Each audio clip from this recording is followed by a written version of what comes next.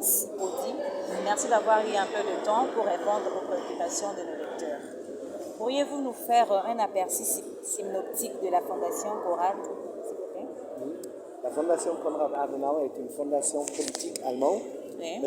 qui a été créée après-guerre dans la nouvelle République fédérale d'Allemagne et elle porte le nom de notre premier chancelier après-guerre, Konrad Adenauer.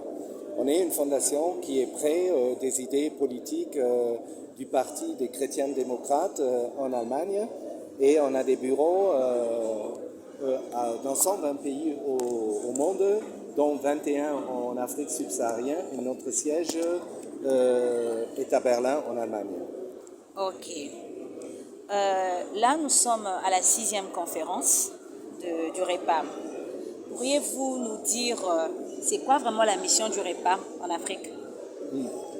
La conférence du réseau des membres parlementaires des commissions sécurité et défense est surtout de leur offrir une plateforme de dialogue pour qu'ils puissent échanger entre vous, faire connaissance et se connecter au réseau pour gérer les questions législatives quant à la sécurité en Afrique ensemble. Ok. Mais voyons, la Fondation Konrad, c'est une fondation allemande.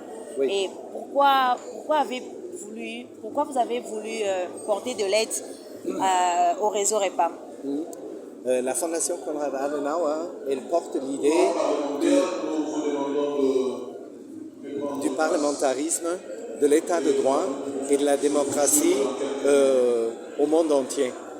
Et moi, je dirige un programme de la Fondation basé à Abidjan qui s'occupe de la politique de sécurité et automatiquement, au cœur de toute législation, c'est les parlements et les parlementaires.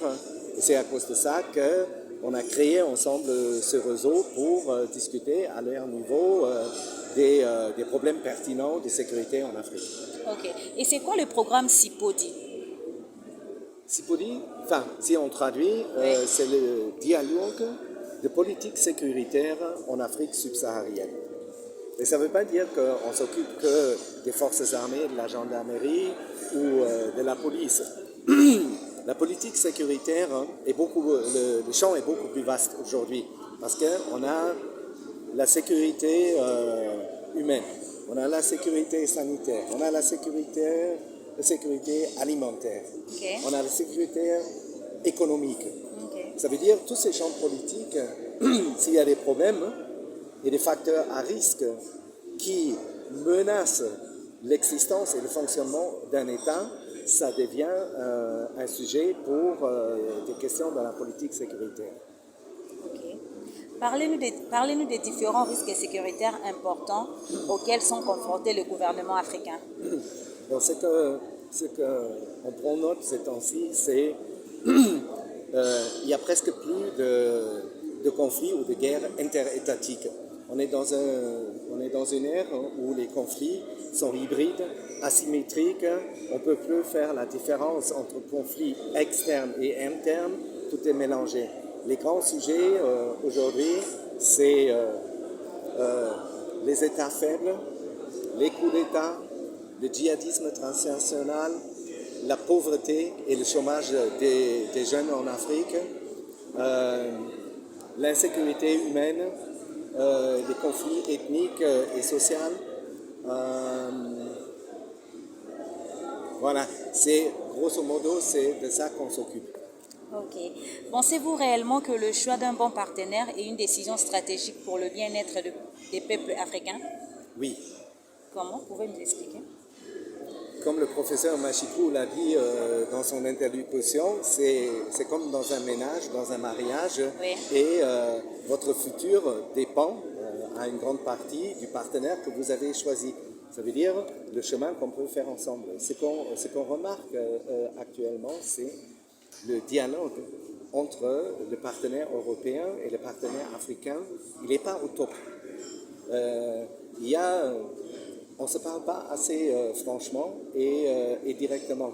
Nous, les Européens, nous avons tendance, nous nous retirons en Europe nous développons des stratégies absolument phénoménales, on les met en marche en Afrique, et à un moment donné, on réalise que ça ne fonctionne pas. Parce qu'on n'a pas demandé le partenaire africain. Mais de son côté, le partenaire africain, il ne nous a pas dit ce qu'il veut et dont il a besoin. Ok. Et c'est ça, sur ce dialogue qui coince un peu, qu'on travaille. Ok. Que pensez-vous de la situation sécuritaire de l'Est de la RDC et quelles sont des pistes et des solutions que vous pouvez suggérer au gouvernement congolais? Je pense que la République démocratique du Congo, elle n'est pas seule avec son problème et les problèmes auxquels l'État fait face à l'est du pays, c'est des problèmes auxquels d'autres pays en Afrique font face aussi. Ça veut dire qu'il faut qu'on regarde envers une stratégie beaucoup plus holistique et globale qu'on fait jusqu'à maintenant. D'envoyer l'armée ou la police, ça ne va pas résoudre le problème parce que les bases des problèmes, ils sont aussi sociales et c'est aussi une question de la présence d'État. Ok. Pour finir, dans quelle mesure pensez-vous que les résolutions que vous prendrez seront respectées? Je pense que ce n'est pas plutôt la question d'être respecté, mais si déjà on arrive à porter à l'attention des gouvernements et des chefs d'État et des parlements africains de nos réflexions ici et de nos discussions, ça sera déjà un atout parce qu'il vaut mieux savoir plus que savoir moins. Merci beaucoup. Je vous en prie.